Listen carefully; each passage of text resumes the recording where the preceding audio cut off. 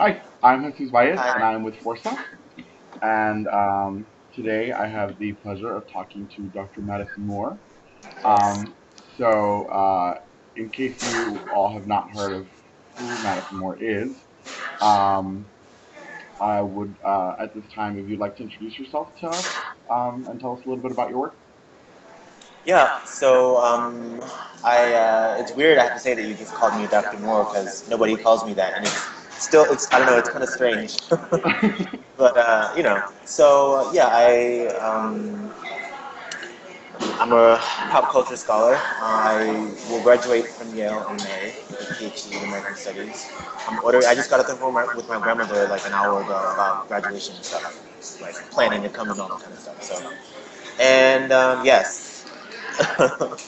I write about pop culture, music, fashion, celebrity culture, anything popular is what I write about. I also am a staff writer for the web magazine Thought Catalog, and my ebook, How to Be Beyoncé, just came out yesterday. So buy it now. That's what it's about. We got info and a plug. Good. All right. Yes. Fantastic. So, a lot of us first heard about your work and what you were doing when some outlets started doing sort of spotlights on you, talking about your work in critical fierceness. Um, Yes. so, could you talk to us a little bit about what critical fierceness is, and I guess where the project is now, where you're at in terms of talking about it? Um,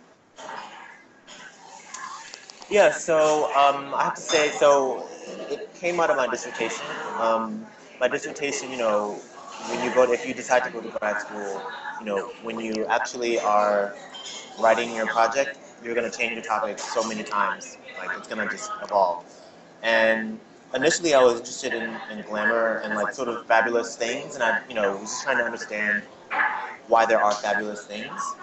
I know it's pretty vague at this point, but when I was doing my research, I realized that a lot of the conversation about glamour was actually about white bodies. So there's this book, Glamour: A History, by the film historian Stephen Gundel, and I think that book really was what launched me onto this project of thinking about critical fierceness because he's a respected, film scholar up there with sort of Richard Dyer, this kind of thing. And the book Glamour, which is published by Oxford Press, it's thick. It's like the first sort of survey of glamour, historical survey. There are no people of color in there at all. He mentions Beyonce like in a sentence, but his thing about her is that, oh, she's married to Jay-Z, blah blah blah blah blah. It's like sort of a handoff. And I was like, okay, well, who do you think is making these people fabulous? You don't have no gays in there. You don't have no people of color. Like, what is going on? And so that was one piece. And then I came across Francesca Royster's essay on Cleopatra, and sort of thinking about Cleopatra and how different people have played, actresses have played Cleopatra, including Elizabeth Taylor and other black actors. And one of the questions she came out of that article with is, what color is glamour, right? And it's again the idea that like there's this kind of overbearing whiteness of glamour. And so then I started to think, well, maybe people of color and queer bodies are not doing glamour. Maybe we're doing something totally different. Maybe it's not glamour at all. And so those were the two questions that led me to think about that led me to fierceness, right? That led me to Vogue balls, and that led me to sort of fabulous queer underground performers in New York who like are giving you life when they walk down the street.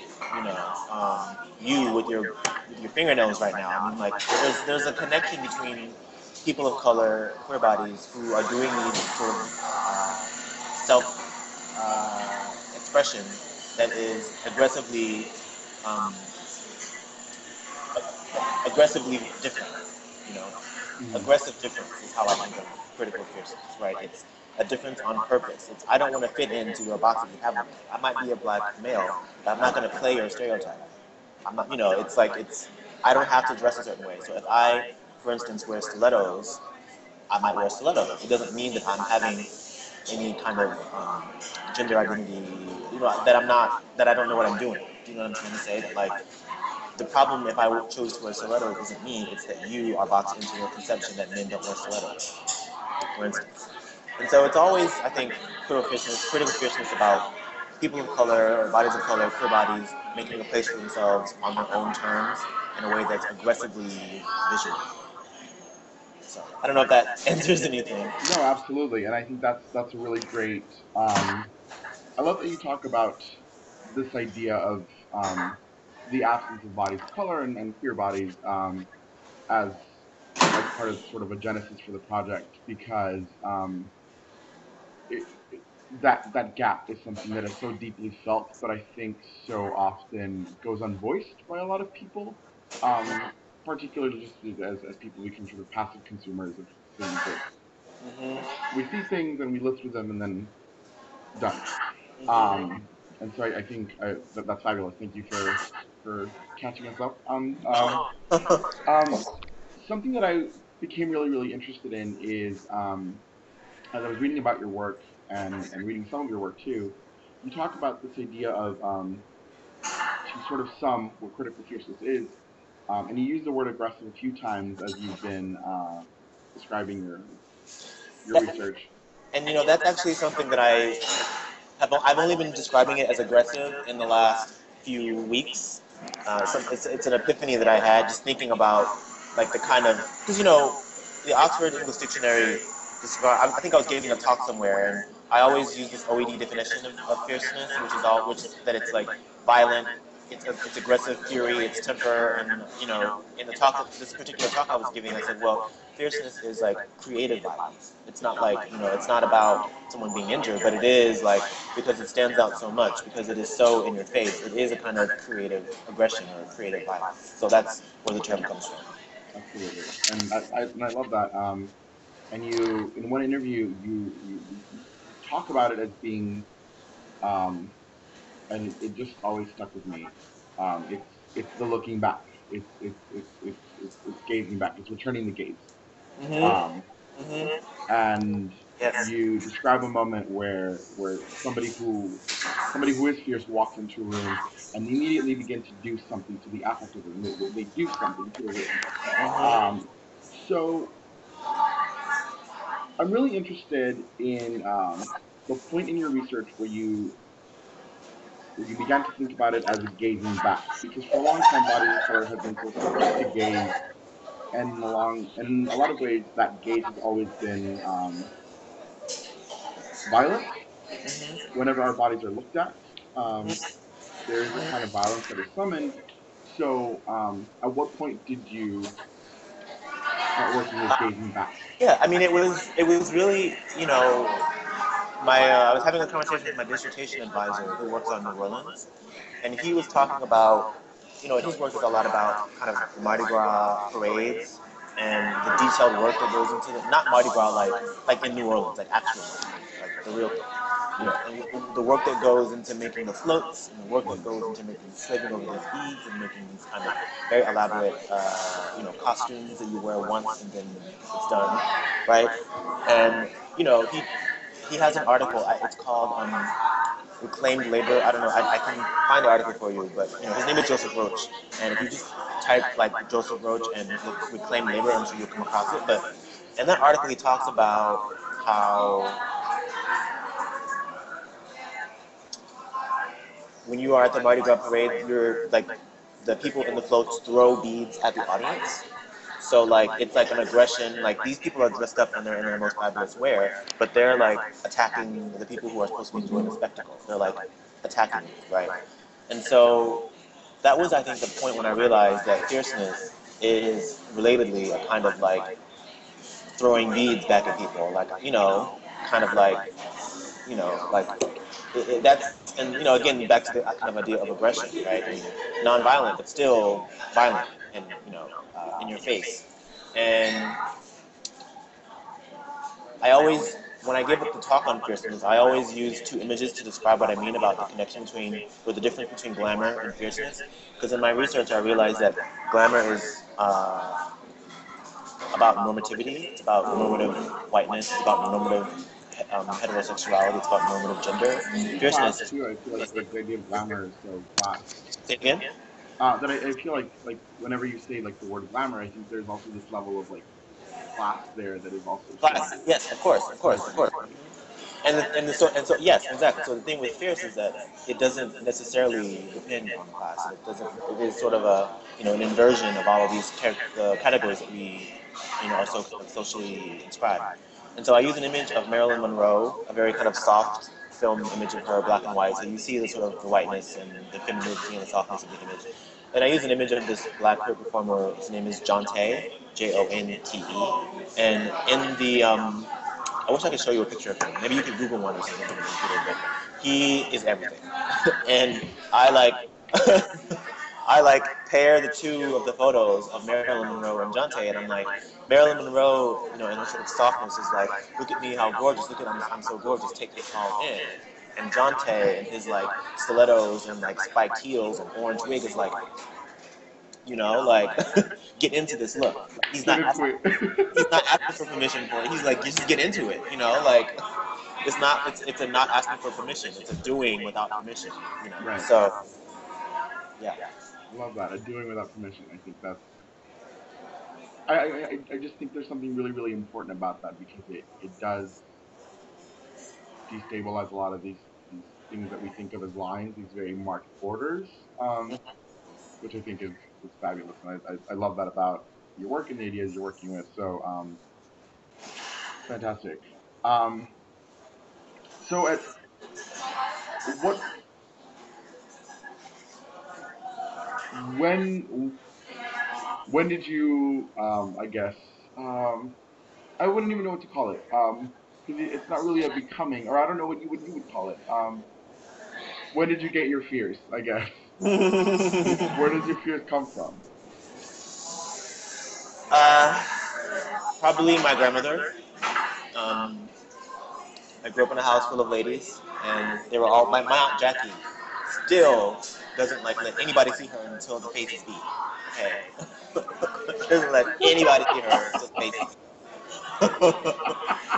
So, I mean, I think it's a sort of thing that runs in the family, but I also think there's something about, again, like black bodies, like, you know, Stuart Hall, in his essay on black popular culture, talks about, what is this black in black popular culture? And he says that style is it. Style is, it's not just, it's not just the rapping, but it is actually the thing. It's the thing. And so I think there's a thing about black communities and color communities where style is like certainly, whether it's over the top or whether it's good or bad taste, doesn't matter. It's still style.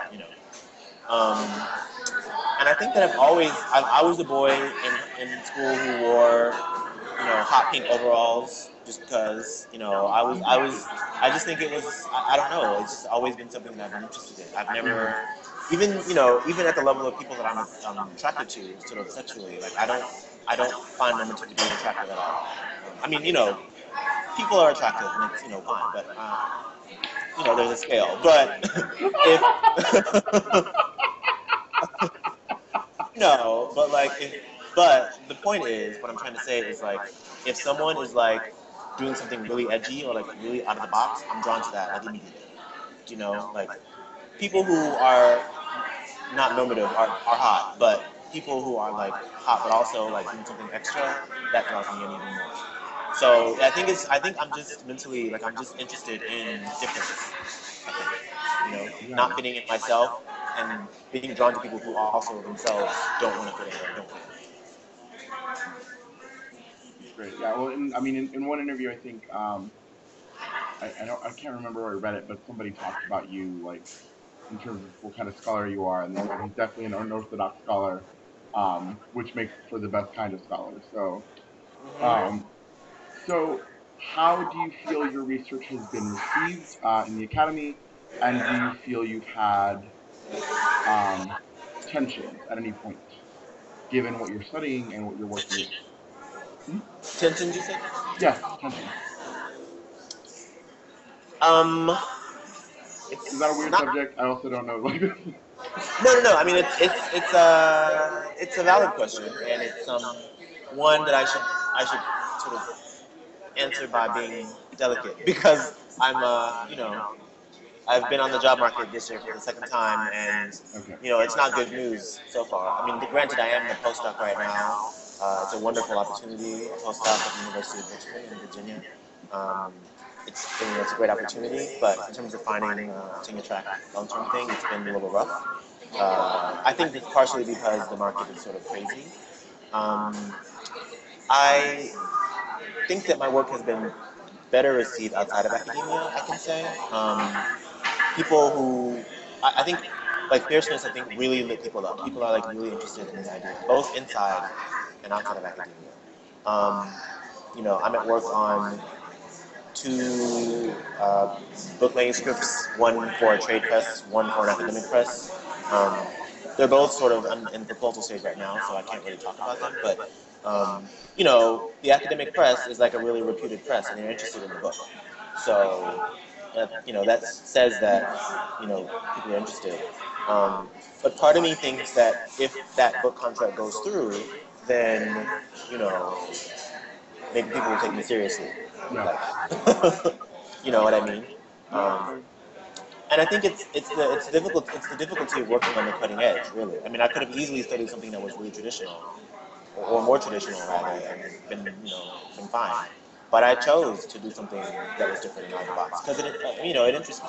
It's what I want to do. So I think I think that my time will come whenever it does. If not, I'll just get a show on E. That's easy. And just like that. you know. That'd be wonderful. That would certainly change some things at E, which would be good. um, so you talk about how fierceness has lit something in people, and I think um, it definitely has in watching how people have been reacting to your work. Like just even like looking through comments through like ad articles that have been published about you. I mean, people are. The first time I heard about you, one of my friends who's doing a doctorate at Emory was like, "You got to look this guy up." Oh my god. Um, so I think there is something that's really, really important about the work you're doing for people who are maybe not in the academy. So in thinking about your work, um, did you ever have a clear vision as to whom your work is for?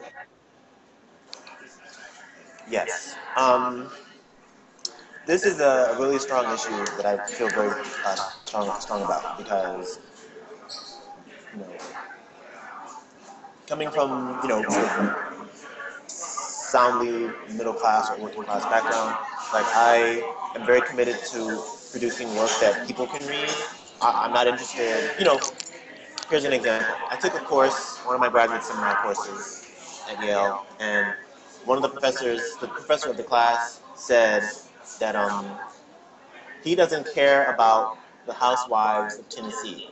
He said if the five Victorianists in his field read his book, the comment is about popularity, right? And it's like if five Victorianists in my field read this book and it changed their lives and changed their research, that's what I want. I don't care about the housewives of Tennessee. And I was like, well, I care about the housewives of Tennessee, Atlanta, Texas, Chicago, France, you know. And Yeah. I'm just someone that's for the people. I'm not really interested in talking to a selective, educated, overly educated group of scholars. I'm interested in talking to scholars, but also people who don't have advanced degrees, who didn't go to college, who would find power and interest in these ideas, regardless of their social background or educational experience. You know, so I'm a populist in that way. I mean, I want to be able to reach and talk to everybody, which is Yeah. why I try in my writing to be accessible and to have my personality reflect in it some, and to not use jargon so much. I mean, you have to when you're in grad school as a way to sort of prove you can do it. I'm sure there's some jargony moments in my dissertation, but I try to overall keep it really informal. And I think there's critical power in that, being accessible, and there are scholars who will defend their work, who will defend difficulty. Oh, well, these are challenging concepts. It has to be difficult, You've heard all this before from prominent scholars I don't need to name, but that's not where I find value. I find value in being able to talk about fierceness to somebody who knows what fierceness is and who is fierce, but hasn't really thought about how it opens up, like what they're doing when they do it. Right. Yeah. That's fantastic, and I think really, really important because I think that particularly in recent years, there's been such a sort of interesting anti-intellectual sort of like conflict of people who are like, oh, people are sitting in their ivory tower, not really talking to us. What does a PhD even mean? Da da da da. And likewise, there's just been sort of distancing from the academy from people who were like, well, nobody cares about our work, so let's just stick to Can you our. say that again? You were cutting off.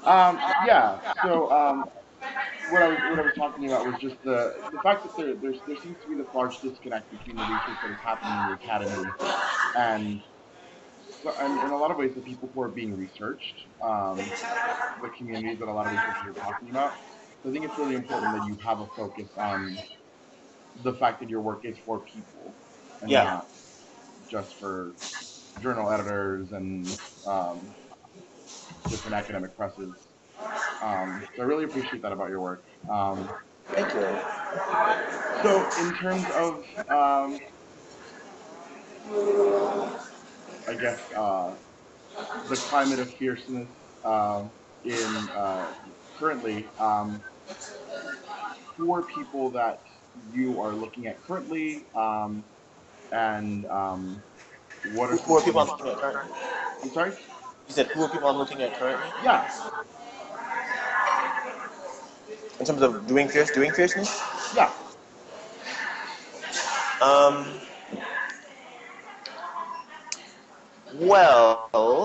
they're mostly like, well, okay, yes, okay. The number one, okay, yes.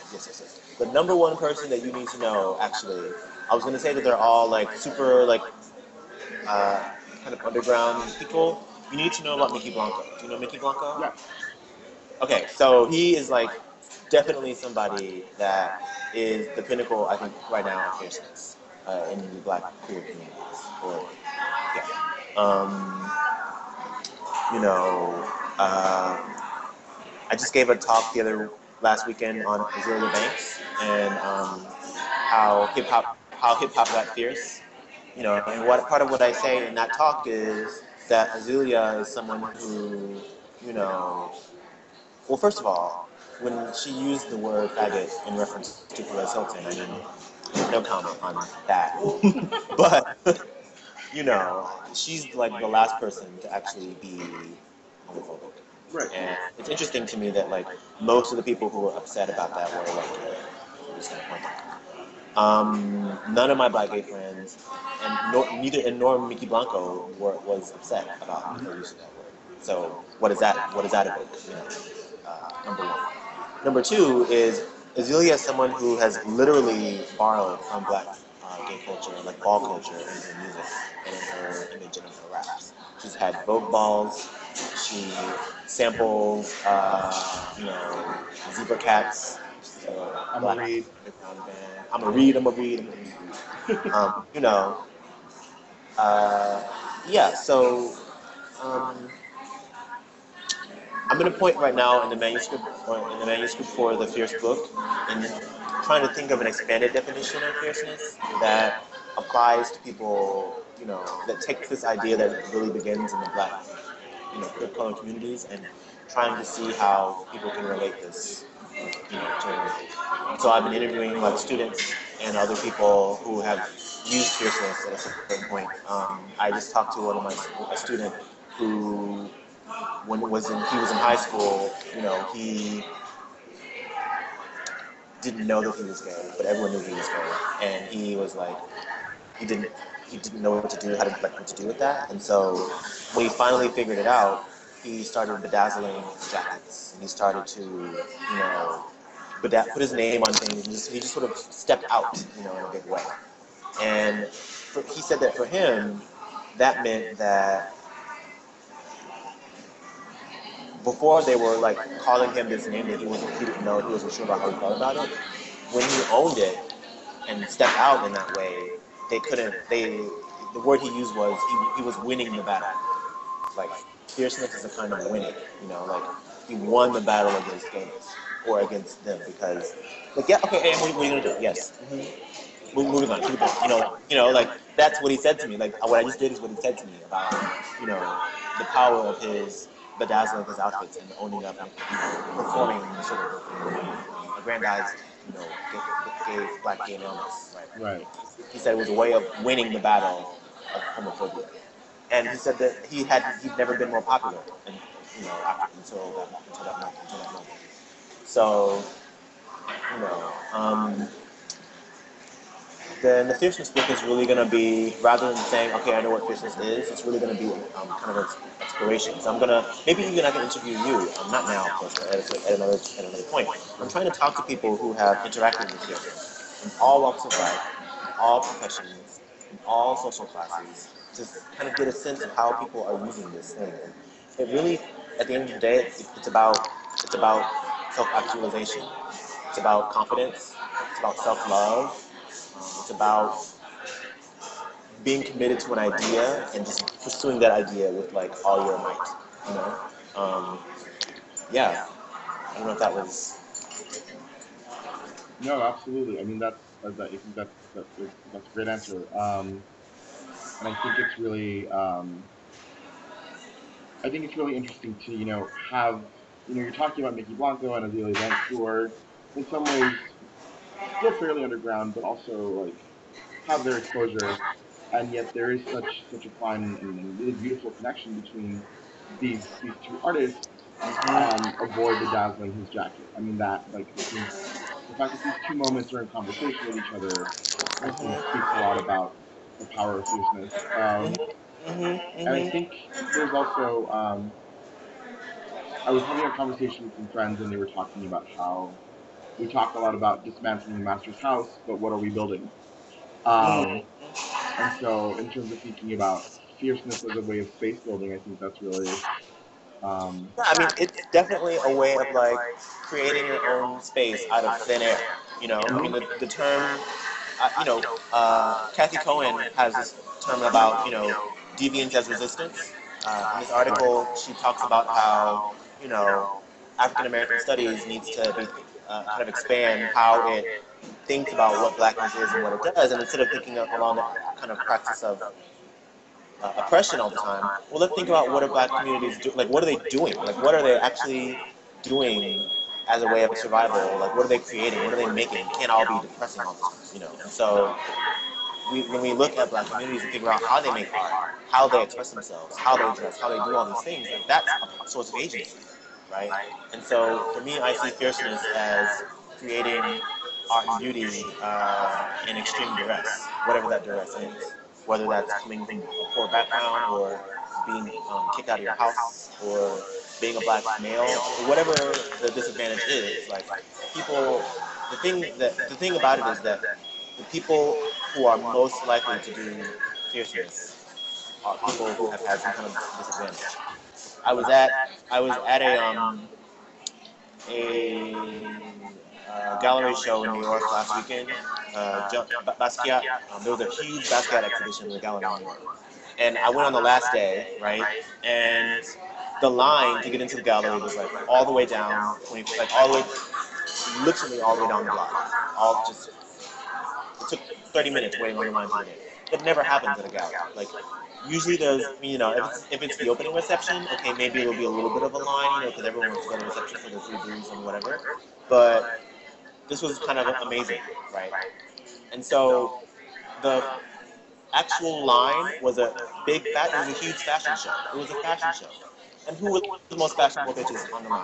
Yes, all of the black gay guys and all the black women, like with their fabulous hair and their jewels, and they were just serving, like, and there's a reason that we were the most colorful ones waiting on the line. There's a reason for that, and I think thinking about the origins of fierceness as a kind of and black style as a way of like asserting itself and demanding agency is why we have that. absolutely. Okay. So we've got just two more questions and then we'll wrap up. But something that I wanted to talk to you about specifically, and this is because it's a conversation that's been occurring quite a bit on different social media. I'm a big Tumblr person, so it happens a lot on Tumblr. But so in the past few years, a lot of the sort of lexicon in the ballroom world has sort of been made really popular and accessible via like RuPaul's Drag Race, and so it's not uncommon to see like a flock of like five-way gay guys be like, hey, you know, the overuse of the word realness alone is um, cause for concern. So, Yes. um, what are your thoughts or your response to this phenomenon, to the fact that this this language, which had a very marked place and moment in time, and very marked communities, is now accessible to people who, in some ways, I mean, like, shut out the people who created the language in the first place. Um,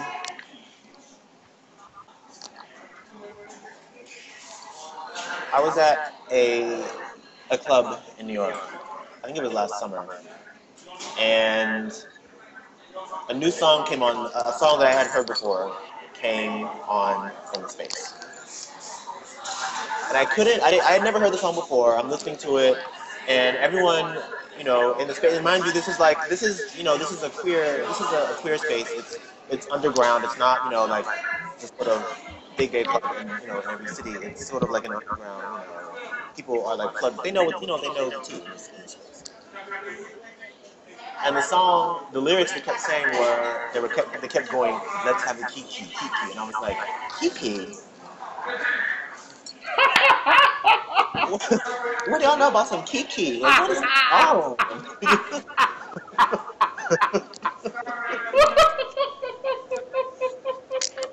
I mean, you know, and to point out, like, these were all white gay men singing this, and I was just like, what is like, what do you know? What is going on? And so it's a good song, and I was like, okay, and then I found out later that it's a Sister Sister song, of course, that's how to keep you.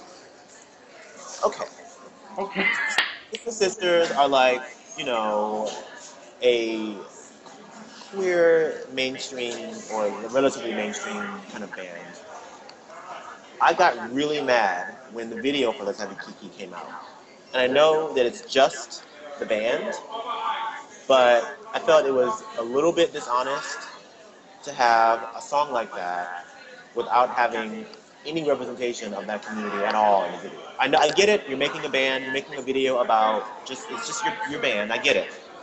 But you could have thrown in like somebody, just somebody, Somebody, like an like endorsement, just at just least. I mean, you're in New York. I mean, and I just felt like it was irresponsible because if anyone were to cover a song like that, or to kind of use that terminology in a popular song, if anyone would have been responsible enough to like pay an homage, it would have been the Sister Sisters, and they didn't take that chance. They just made it all white, and I know it is just them.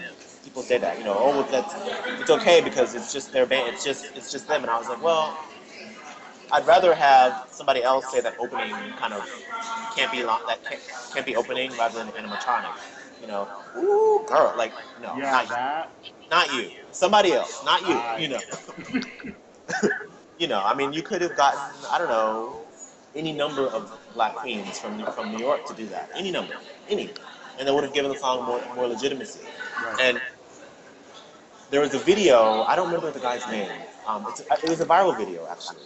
This guy in Boston, and he made a video to the song, and it's a mashup of like The video all drum one where it's like different compilations of like movies yes, and stuff. yeah, Yeah. yeah, yeah, yeah. And I was like, I wish this had been the video for this song because it's like it approaches from all different areas, It and had the like whiz in there, and I was like, okay, and like, I mean, acknowledging where the fuck it came from. They had Paris is Burning in there, which like, yes, yes, it felt more authentic to me than like this whitewashing they did. right. So. And I think that RuPaul has done a lot to make these terms hunty and cunty and whatever, and make all these terms popular. I don't really know how I feel about. I don't really know how I feel about that yet because it's still coming from Mother Ru, so you know. But but you know, I did a piece on Thought Catalog that made some people mad. People always get mad, whatever.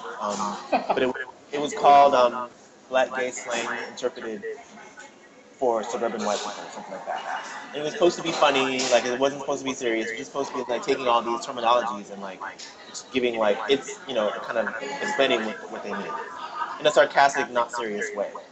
And people, one thing, whatever you think about that article and the place of it doesn't matter. But what I found really interesting and inspiring in one of the comments was that someone attacked me for saying for taking these terms that have a meaning in a particular community and why they have that meaning. Like what that we are so we are so kind of displaced from the mainstream, and normally we have to have this particular language to express ourselves. And I thought that was the most useful comment, to think about what's happening when these terms like kiki and whatever are being used, that these terms have a meaning, a real kind of power in the time and the place where they're created. Right. You know, but I also think language spreads. I also think language is something that, you know, the new word now is ratchet. And, I have a friend at Yale who, he wants to do ratchet studies. And I'm like, you better do ratchet studies, honey. He was like, Madison, you inspired me. You did fearful studies, and I want to do ratchet studies. And I was like, yes, you do ratchet studies. And there was an article in New York Magazine like yesterday about ratchet, like the kind of etymology of the word ratchet and what it means, Right. and da da da. So, I think that language is a little. I think language is slippery because it's spoken, it's current, it kind of you hear it, it's word of mouth. You don't, I might hear someone use the word ratchet, but I may not know what it. I may have never heard that word before, and then I start using it, but I don't know where that word came from because I just heard someone else who I don't know use it. You know what I mean? So it's like you can't really pin it down as easily as images, I guess. Right. Especially if you're not like involved in like the history of those communities or in finding the history of those terms. So I get angry when people like the Sister Sisters take terms like that when they know better. That makes me mad when they know better. And when it gets totally whitewashed, I think that's when I have a problem with it. I don't think I have a problem with people using it. I think I have a problem when it's like it loses its kind of sense of historicity. Yeah, absolutely. Because I mean, like, and that was one of my. I mean, it was part of my concern too when like the Harlem Shake videos started happening. Um, that people, like, so they'll use terms like kiki or like, oh, it's a Harlem Shake video, but the context through which the term becomes known is disassociated from its actual like original history, and so that it does something to obscure those histories in a way that is, I think, potentially harmful. So I think it's really interesting that you talk about the fact that if you know better, acknowledge it. Mm-hmm. Mm-hmm. Right. Yeah, I mean, I think that's the key. If you know better, acknowledge it. Which is why I don't feel so bad when Azealia uses ball culture because I mean, like she is like we get it. It feels more authentic. It's not Right. like when Madonna just paid someone to Vogue in a video and stole the song and moved on after that. That's when I have a problem when you don't cite it. I guess when you use it Yeah. but you don't cite it. Fascinating. Great. Um, so two more questions and then we'll finish. But in your, I guess in your career, in your coming up, in your whenever, three significant visual moments that change the way you think about what it means to be fierce, to be looked at, and to look back. Can you say that again? Yeah. So three, like, can you think of just like three, or maybe just like one really outstanding moment, like visual moment for you where you saw what looking fierce could do, what being fierce could do, in terms of thinking about power and agency, I guess, and being. Well, so I'm in Richmond, Virginia for the year, and it's I was at a Starbucks there, that I am every morning, and I walked into the space, and this girl, oh wow, two black girls holding hands. I was getting excited. I'm in DC right now, so um, oh, so yeah, so I was in the Starbucks, and this little girl, she was like, I don't know, 5, pointed at me, like, in front of the whole cafe, just pointed, like, Daddy, is that a boy or a girl? And I was like, my head is shaved, I have a beard, I didn't shave that day, like, I was, I don't understand. And I wasn't even like, I was carrying a bag, and, the dad said, I just kind of smiled at her, because I'm not gonna like read a 5-year-old for chills. So somebody else's 5-year-old. Um, uh, but so she pointed at me, and then I kind of smiled, kind of, and I didn't say anything because I wanted to see how the dad was gonna respond. And the dad goes, "Oh, sweetie, he's a man. Yeah, he's a man." And she said, and remember, this is in front of the whole cafe. Everybody, like, I'm like the show right now. And she's loud, and it's like a thing. And the dad goes, "Oh," she says, even with the purse." And I was like, "Honey, this is like the least pursy of my purses. This is like this is like nothing right here. It was just a little computer bag, you know, let alone the like fringe leather hotness that I have that I didn't bring anyway." And and so the dad goes, "Oh no, that's just some kind of satchel. It's some kind of, I don't know, satchel." Da, da, da, da. And it just made me think, like, when, what is the point that we actually are able to like ask questions like that? Like, why did she wonder if I was male or female already at 5 or whatever? I don't know, whatever age she was. Like, where does that come from? Is she learning something at her house? Like, like, where does this come from? It's not something that I have. I've always been interested in people who are different. So I think it's just a really interesting kind of developmental question, in that way. And so I hope that she, in her life, will go and like see other people and like be inspired, or I don't know, will be open to other people, other kinds of expressions.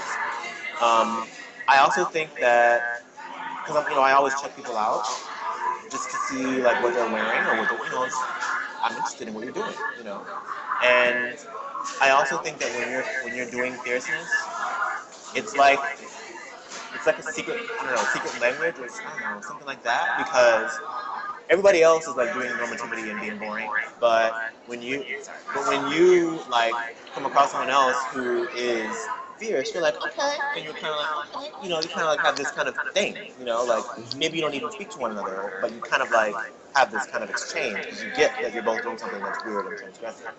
No matter, even the person doesn't even have to be necessarily gay or color, but like if they're doing something radical with their style, and you are too, it's like, and you kind of share that thing. So I think that's a cool moment. It's kind of like when in the '70s, instead of Grindr, gays had the hanky codes and the Right. scarves. You know, it's that same kind of like secret kind of. I mean, it's not secret because everybody sees it, but you know, uh, when I walk down the street and people compliment my hair or compliment whatever I'm serving that day, it's usually someone who is also serving. And I'm like, I like what you're doing too, and like it's a learning kind of thing too. Like you might see somebody and they have their hair this way, and they're like, oh well, I like that. Well, what would happen if I flipped it to this side? You know, or like like you Yeah. are it's like it's a reciprocal thing, and that's why I don't think that fierceness is something that only happens in big cities, but I think that it's easier in big cities because you have like a higher concentration of people, and like Right. you are able to have more moments of these kind of like these cross sectional moments, where you're like, oh well, what are you serving? And you're like, oh, I like that. Let me try to do that.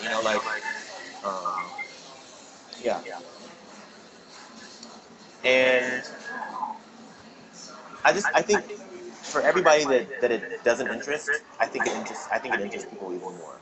I have these like purple and blue glitter pants, and I wore them in Richmond. And this girl was like, "Oh my God, where did you get these pants? You're fabulous." Da, da, da, da. And now we're friends. Now we're like good friends because I wore these pants. You know, and and like it's definitely a way of communicating. Yeah. But beyond like power structures and beyond who does it and why they do it. We're talking about sort of minoritized groups. At the level of the aesthetic, I think it's people like it. It's communicative. It's reciprocal. It lights people up. It makes them happy. Maybe maybe they like you and they can't. They wish they could serve, but they can't serve. They don't know that they can serve, but they just don't want to, or they're scared to. So they're very scared to step outside of their boxes. I had a student. Someone told me in the gay office at the University of Richmond. Someone told me who works there told me that a student felt like they could wear their I don't remember what kind of shirt, like a pink polo or something like that. The director told me that the student told him that he could wear the pink polo because he saw me wearing heels on campus. And that's a powerful thing, like that someone else can say, okay, well, if they're doing it, I can do it too. And so it like helps you to sort of take your step. So this is the sort of the power, like I'm saying again, of like the power of fierceness, the broader power, right? We know that it comes from ball culture. We know that it's black queer glamour. We know that people who are doing it are often disenfranchised. But beyond that, it makes people happy. It brightens their day. It's beautiful. It's creative expression. You're wearing like you are like a work of art when you do it. You know. Yeah. I think that's the broader appeal of it. I think. Fabulous. Great. Do you So, agree with? last question. Any last words, things you want to leave us with? Things you should have for everyday life? Any last plugs for any work you're doing? Any singles you got dropping? Whatever. Anything? Any last things you want to leave us with? How to be Beyonce. How to be Beyonce. You can get it on Amazon and the iBook store and Google Play and Barnes and Noble. It's an ebook, so if you have an iPad or an iPhone or Android or any of those devices, Kindle, whatever, you can read it on that. It's not a biography of Beyonce. It is a kind of analysis of her place in popular culture with a little bit of memoir thrown in there too, like a little bit of my own kind of approach to her in there too. You should read it because the fourth chapter is titled "Don't Get Your Weave Snatched." That's one reason. If you're going to read it, that's the only reason you should read it, just for that one.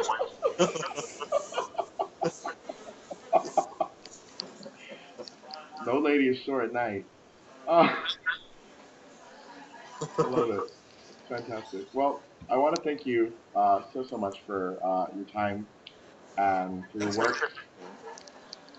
Um, hopefully, we will be doing more from you in the future, and we will definitely be checking out and learning how to be Beyonce. Thank you so much. Thanks again. Have a good rest of the day. Thanks.